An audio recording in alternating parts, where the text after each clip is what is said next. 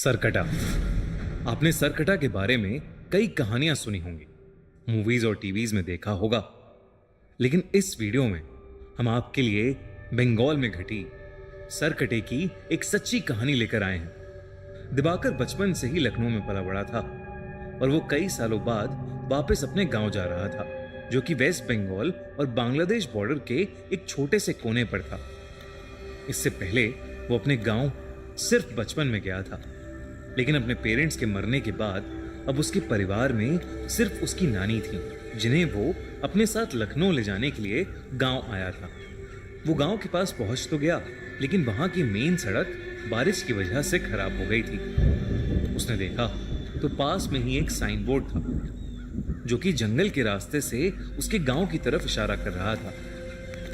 दिवाकर ने वो रास्ता तो ले लिया, लेकिन उसे नहीं पता था कि वो रास्ता लेना उसकी जिंदगी की सबसे बड़ी गलती बनने वाला है।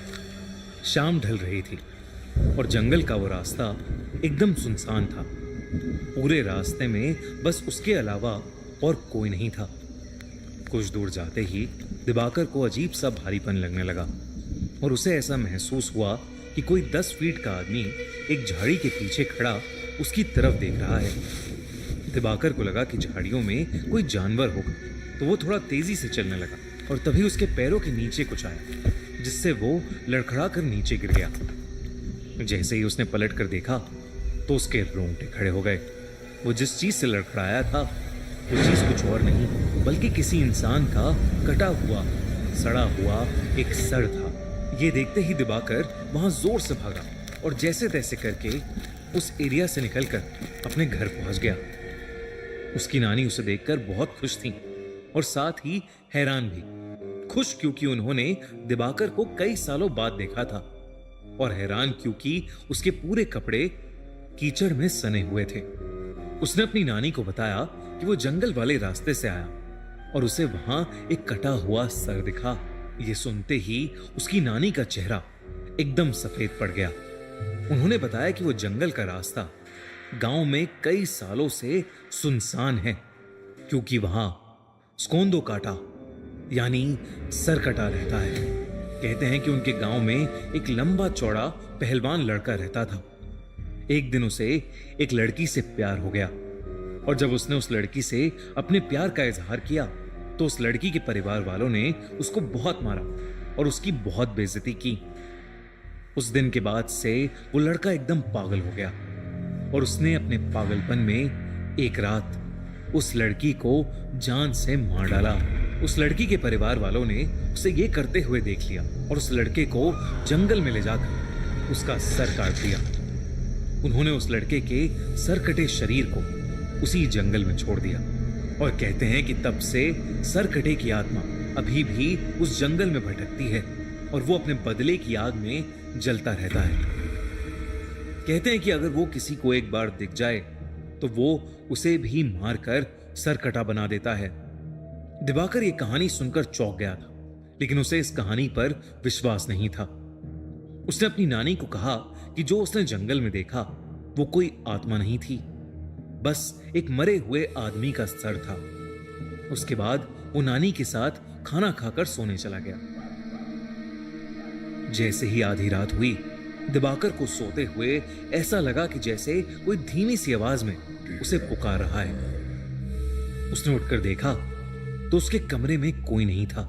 उसे लगा कि शायद उसकी नानी होंगी, पर जब वो उनके कमरे में गया तो वो गहरी नींद में सो रही थी। उसे ये अपनी थकान का नतीजा लगा और वो फिर से सोने चला गया। लेकिन उसकी आंख लगते ही उसे फिर से वही आवाज सुनाई दी। दिवाकर ने देखा कि वो उसी जंगल में है और उसके ठीक पीछे एक 10 फुट लंबा आदमी खड़ा है और उसके हाथ में उसका कटा हुआ सर है। वही भयानक सड़ते मांस वाला कटा सर जो उसे रास्ते में दिखा था। वो सर अब दिवाकर से मदद मांगने लगा और उससे कहने लगा कि क्या दिवाकर उसका सर उसके शरीर पर वापस जोड़ सकता है। और मदद मांगते ही वो सरकटा बहुत ही भयानक तरीके से हंसने लगा और अचानक दिवाकर की नींद टूट गई। लेकिन जैसे ही दिवाकर की आंख खुली, वो कटा सर उसके ठीक सामने हवा में तैर रहा था और वो कटा सर वैसे ही भयानक तरीके से हंस रहा था। दिवाकर के होश उड़ चुके थे, लेकिन वो अपने बिस्तर से हिल ही नहीं पा रहा था। वो डर के मारे जोर से चीखा और तभी उसकी नानी उसके कमरे में आई और उन्होंने कमरे की लाइट्स ऑन कर दी। लाइट्स ऑन करते ही वो कटा सर वहां से गायब हो गया।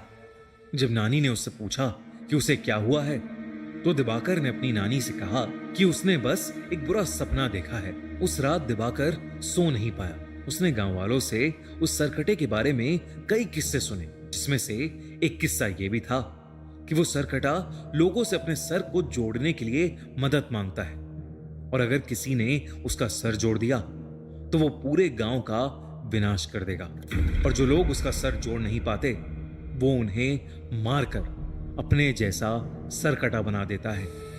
उस रात जब दिवाकर अपने कमरे में सोने के लिए गया तो उसने देखा कि खिड़की के बाहर एक अजीब सा लंबा सा आदमी शॉल ओढ़े खड़ा है। वो देखते ही दिवाकर घबरा उठा। अचानक से उसका दम घुटने लगा।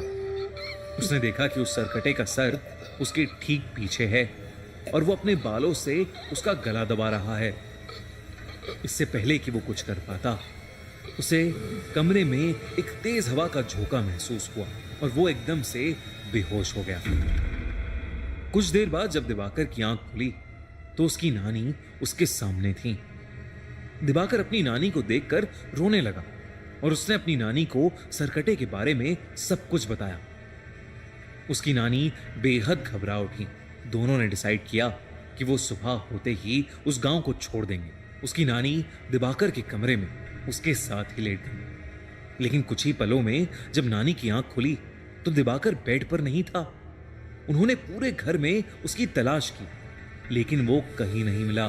दिवाकर की नानी बहुत ज्यादा घबरा गई क्योंकि उन्हें डर लगने लगा था कि कहीं वो सरकटा उसे ले तो नहीं गया। उन्होंने गांव वालों से मदद मांगी और वो सब उसे ढूंढने में लग गए। जैसे ही वो जंगल में पहुंचे उन्हें किसी के जोर से गुर्राने की आवाज आई। तब उन्होंने देखा कि दिवाकर एक बड़ी सी तलवार लेकर खड़ा है। दिवाकर की आंखें सफेद हो चुकी हैं और वो गुस्से से गुर्रा रहा है, जैसे वो बिल्कुल पागल हो गया। दिवाकर की नानी ने उसे आवाज लगाई, लेकिन नानी की आवाज लगाते ही दिवाकर ने एकदम से अपनी तलवार से सबके सामने अपना सर काट लिया। ये देखते ही सब गांव वाले वहां से भाग गए और उसकी नानी वहीं जमीन पर गिरकर रोने लगी।